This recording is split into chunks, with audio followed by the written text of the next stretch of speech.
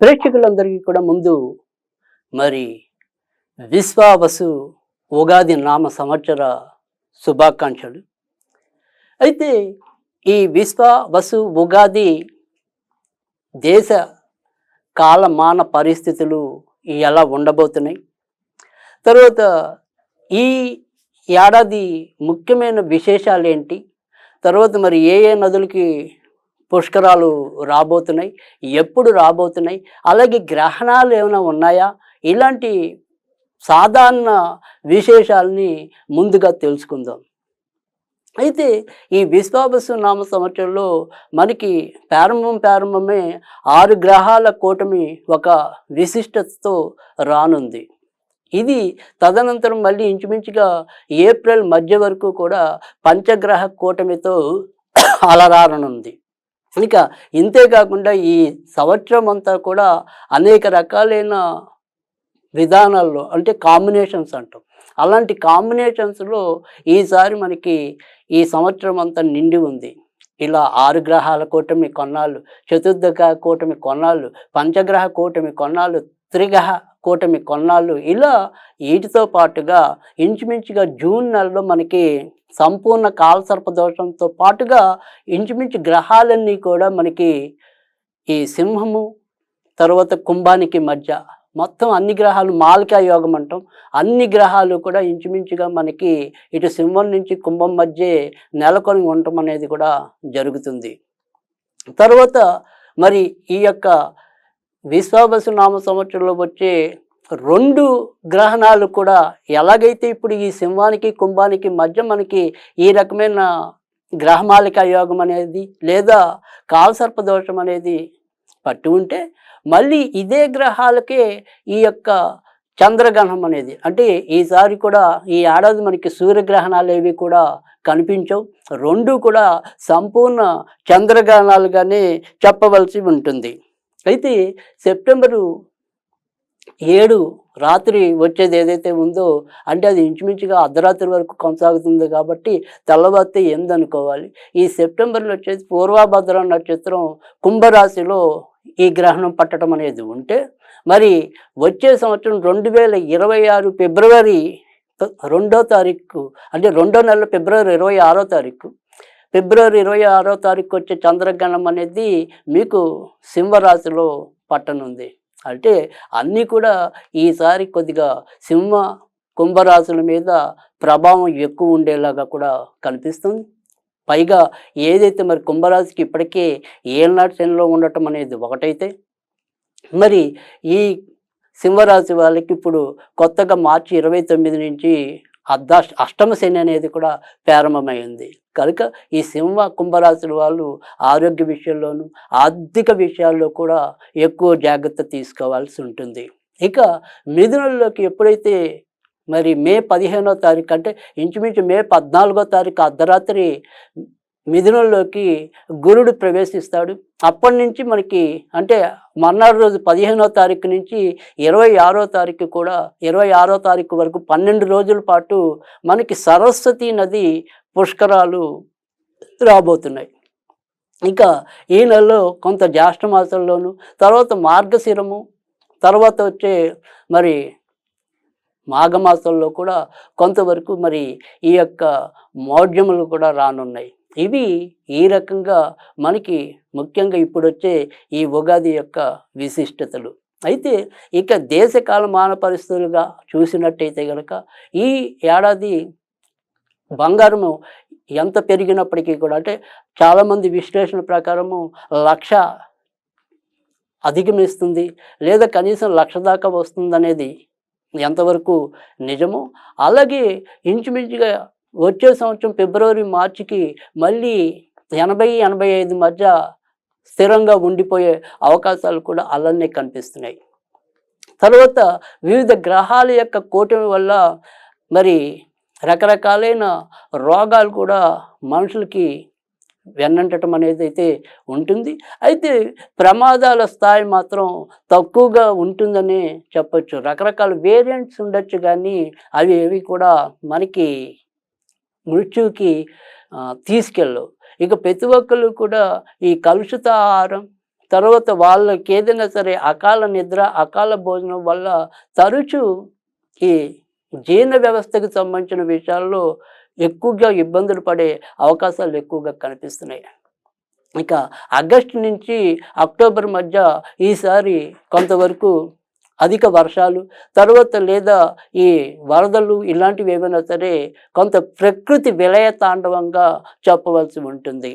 ఈ సంవత్సరం అక్టోబర్ నుంచి మరి నవంబర్ వరకు, అలాగే వచ్చే సంవత్సరం ఫిబ్రవరి నుంచి మళ్ళీ ఉగాది వరకు కూడా ఏదైనా సరే రాజకీయ సంక్షోభాలు, రాజకీయాల్లో అనుకోని మార్పులు సంభవించే అవకాశాలు ఎక్కువగా కనిపిస్తున్నాయి.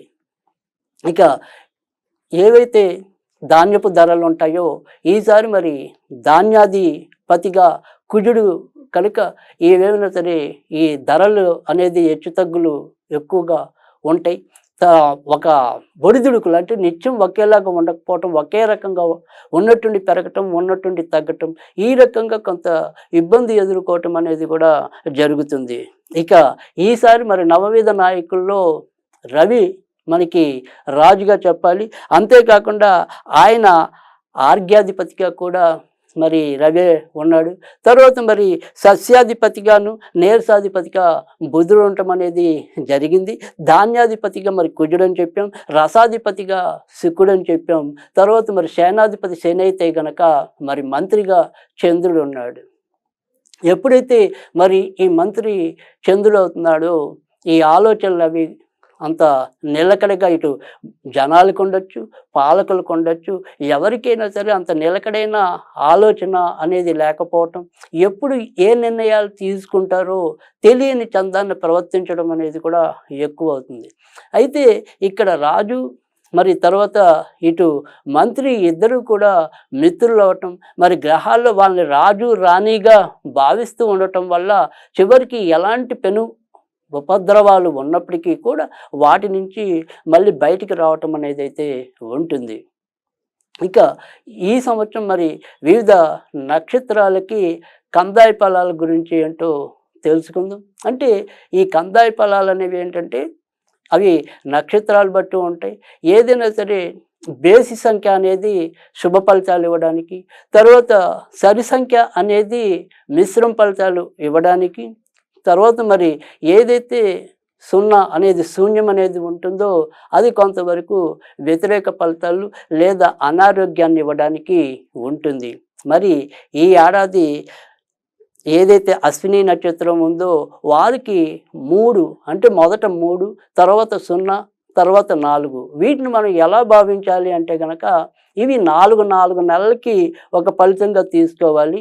అంటే మొదట 4 నెలలు 3, తర్వాత 4 నెలలు 0, తర్వాత మరి చివరి 4 నెలలు కూడా 4. అంటే మొదట ఉన్న 3 కాబట్టి అశ్విని నక్షత్రం వాళ్ళకి మొదట మంచి ఫలితాలని, తర్వాత మధ్యలో 4 నెలలు అంత చెడు ఫలితాలు ఎక్కువ ఉంటాయని, చివరి మిశ్రమ ఫలితాలు ఉంటాయని భావించాలి. అలాగే ఇప్పుడు నేను చెప్పబోయే మిగతా నక్షత్రాల వాళ్ళందరూ కూడా ఇదే రకంగా 4 నెలలకి ఈ ఫలితాలు ఉండటం అనేది ఉంటుంది. భరణి నక్షత్రం వారికి 6 మరి 1 ఉన్నాయి. తర్వాత మరి కృత్తిక నక్షత్రానికి 1, 2, 3గా ఉన్నాయి. తర్వాత రోహిణి నక్షత్రం వారికి 4, 0, 0గా ఉన్నాయి. తర్వాత మరి మూసర నక్షత్రానికి 7, 1, 2గా ఉన్నాయి. తర్వాత మరి ఆరుద్ర నక్షత్రానికి 2, 2, 4లా ఉన్నాయి. తర్వాత మరి పునర్వసు నక్షత్రానికి 5, 0, 1. ఇక పుష్యమి నక్షత్రానికి అయితే గనక 1, 1, 3. ఇక ఆశ్లేష నక్షత్రానికి అయితే గనక 3, 2, 0. ఇక మకా నక్షత్రానికి 6, 0, 2. పుబ్బ నక్షత్రానికి అయితే గనక 1, 1, 4. ఉత్తర నక్షత్రానికి 4, 2, 1. హస్త నక్షత్రానికి 7, 0, 3. ఇక చిత్తా నక్షత్రానికి 2, 1, 0. స్వాతి నక్షత్రం 5, 2, 2. విశాఖ నక్షత్రం 0, 0, 4. ఇక అనురాధ నక్షత్రం అనేది 3, 1, 1. జ్యేష్ఠ 6, 2, 3. మూల 1, 0, 0. పూర్వాషాఢ 4, 1, 2. ఉత్తరాషాఢ 7, 2, 4. ధనిష్ట శ్రవణ నక్షత్రం 2, 0, 1. ధనిష్ట 5, 1, 3. శతభిషం 0, 2, 0. పూర్వభద్ర 302, ఉత్తరాభద్ర 614, చివరిగా మరి రేవతి 121. ఈ రకంగా మనం కందాయ ఫలాల గురించి తెలుసుకోవాలి. ఇంకా ఏదైనప్పటికీ కూడా ఈ విశ్వావసు నామ సంవత్సరం ఏదైతే ఉందో మనకి ఇది తెలుగు సంవత్సరాల్లో 39వది అవటం అనేది. తర్వాత ఏదైతే మరి ఈ యొక్క సంఖ్యాశాస్త్రం ప్రకారం కూడా చివర ఏదైతే మరి 2025 అనేది కూడినప్పుడు అది 9 రావటం అనేది. కనుక ఇటు 3 గురుడు నంబర్ అనేది, 9 అనేది కొంతమంది ప్రకారం కుజుడైతే కొంతమంది శుక్రుడు. కనుక ఏదైనప్పటికీ కూడా ఆర్థిక అభివృద్ధి పెరగటం అనేది ఎలా ఉంటుందో ఇబ్బందులు కూడా, ప్రమాదాలు కూడా అదే రకంగా రావటం. తర్వాత ఎవరైతే మరి ముఖ్యమైన సెలబ్రిటీస్ అనుకోకుండా వాళ్ళు అప్పుల బారిన పడటం అనేది, వారి యొక్క జీవితాల్లో కొన్ని చీకటి రేఖలు నిర్ద్వందంగా బయటికి రావటం అనేది కూడా జరుగుతుంది. తర్వాత ఏదైతే మరి విశృంఖలత్వంగా అశ్లీలత అనేది ఏదైతే పెరుగుతుందో దాని మీద కొంతవరకు దృష్టి సారించడానికి కేంద్ర ప్రభుత్వం అయితేనేమి ఇతర ప్రభుత్వాలు కూడా కొంత సమాయత్తం అవటం అనేది అయితే ఉంటుంది. సైబర్ నేరగాళ్ళు ఎంత విజృంభించినప్పటికీ కూడా మళ్ళీ అదే స్థాయిలో దానికి వీరు ముందు ప్రణాళికలు కొంతవరకు రచించడానికి, అంటే టెక్నికల్గా మనం ఎంతో కొంత బాగా ముందుకు పరిగెత్తే అవకాశం కూడా ఈ ఏడాది ఎక్కువగా కనిపిస్తుంది. అలాగే GST ద్రవ్యోల్బణం వీటి యొక్క వృద్ధి రేట్ అనేది కూడా పెరిగేలాగా కనిపిస్తుంది. కనుక విశ్వావసు అనేది ఎన్ని ఒడిదుడుకులు, ఎన్ని ప్రమాదాలు ఎదురైనా కూడా తట్టుకుని నిలబడగలగడానికి ఎంతో కొంత ఆస్కారం ఉంది. కనుక ఎవరు కూడా మరీ భీతిల్లి చెందవలసిన అవసరం లేదు.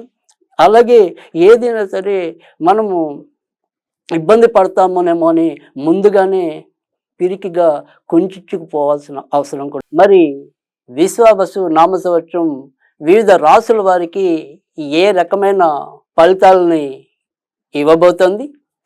మరి ఈ వివిధ గ్రహాల కూటమి ఏదైతే మరి షష్టగ్రహ కూటమి కావచ్చు, పంచగ్రహ కూటమి కావచ్చు, అలాగే ఆకస్మికంగా ఏర్పడే వివిధ గ్రహాల దృష్టులు, అంటే శని కుజుల యొక్క సమసప్తక దృష్టి, మరి రవిశనుల సమసప్తక దృష్టి, ఇలాంటివి ఎన్నో కూడా రూపుదిద్దుకుంటున్న ఈ సంవత్సరంలో మరి ఎవరు ఎలాంటి ఇబ్బందులు పడతారు, ఎవరు ఎలాంటి ప్రయోజనాలని పొందగలుగుతారు అవి తెలుసుకుందాం. మీనరాశి వారికి అయితే కనుక ఈ ఏడాది మరి ఆదాయమైనది 5, వ్యయం కూడా అలానే 5గా చెప్పబడింది. ఇక రాజ్యపూజ్య అవమానాల్లో మరి రాజ్యపూజ్యం 3 ఉంటే అవమానం అనేది 1 ఉంది. ఏదైతే ఇప్పుడు ఈ షష్టగ్రహ కూటమి ఉందో అది మీనరాశిలో ఏర్పడటం, తర్వాత వచ్చేప్పటికి అదే పంచగ్రహ కూటమి అవుతుంది. తర్వాత వచ్చేప్పటికి మరి 2వ స్థానంలోకి ధనస్థానంలోకి వస్తుంది. కనుక వీరి యొక్క ఆర్థిక స్థితిగతులు అనేది కొంతవరకు నిలకడలేకపోవటం అనేది, భార్యాభర్తల మధ్య సంబంధ బాంధవ్యాలు కూడా ఒక నిమిషం ఉన్నట్టు ఒక నిమిషం లేకపోవటం, ఎవరికి ఇద్దరికి ఒక రకమైన సమన్వయం, అంటే భార్యకి బాగుండకపోతే ఆరోగ్యం భర్తకి బాగుండటం, భర్తకు బాగుంటే భార్యకి బాగుండకపోవటం, ఇలా ఈ రకమైన కొంత సమన్వయం లోపించడం అనేది కూడా మధ్య మధ్యలో వీళ్ళు ఎదుర్కొనే పరిస్థితుల్లో ఒకటిగా ఉంటుంది. తర్వాత ఇప్పటికే మరి వ్యాపారాల్లో పార్ట్నర్షిప్లు చేస్తున్న వాళ్ళు కూడా తరచూ ఏవో రకమైన ఇబ్బందులు ఎదుర్కొనే పరిస్థితి ఉంటుంది. వివాహ విషయంలో ఏదైనా సరే దగ్గర సంబంధాలు వస్తూ ఉంటాయి తప్ప ఓ పట్టని కుదరని నేపథ్యం అయితే ఉంటుంది. మే 15వ తారీఖు తర్వాత నుంచి కొద్దిగా ఉద్యోగాల పరంగా అయితేనేమి, తర్వాత వివాహాల పరంగా అయితేనేమి కొంత మంచి మార్పులు పొందడానికైతే ఉంటుంది. విదేశాలకి వెళ్ళాలి అనుకుంటే కనుక ఈ ఏడాది అంతా కూడా ఎక్కువగా అనుకూలత అనేది ఎక్కువగానే కనిపిస్తుంది. విద్యార్థులు మరి ఎక్కువ శాతం అదృష్టవశాత్తు వారి యొక్క పరీక్షల్లో ఉత్తీర్ణులు అవ్వటం అనేది, అంటే ఆశించినంత మంచి మార్కులు రాకపోయినప్పటికీ కూడా అమ్మయ్య నేను పూర్తి చేశాను అనే ఒక రకమైన తృప్తితో ముందుకెళ్ళడానికైతే ఉంటుంది. ఇక సంతాన పరంగా అంటే విద్యార్థులకి, సంతానంలో ఉండే విద్యార్థులు కూడా కొంతవరకు ముందుకెళ్ళటమే కాకుండా మరి మీ యొక్క సంతానంలో ఎవరైనా సరే మరి సెటిల్ అయిపోయిన వాళ్ళు, ఉద్యోగస్తులు, మరి వివాహస్తులు వారికి పరంగా ఏమైనా సరే కొంత శుభవార్తలు వినడానికి కూడా ఆస్కారం ఎక్కువగానే కనిపిస్తుంది. కనుక మీనరాశి వారికి అయితే కనుక కొద్దిగా మిశ్రమ ఫలితాలు ఎక్కువగా కనిపిస్తున్నాయి. ఈ సంవత్సరం అంతా కూడా వీరు ఎక్కువగా దత్తాత్రేయుని పూజించడం వల్ల మరిన్ని అనుకూలమైన ఫలితాలు పొందడానికి ఉంటుంది.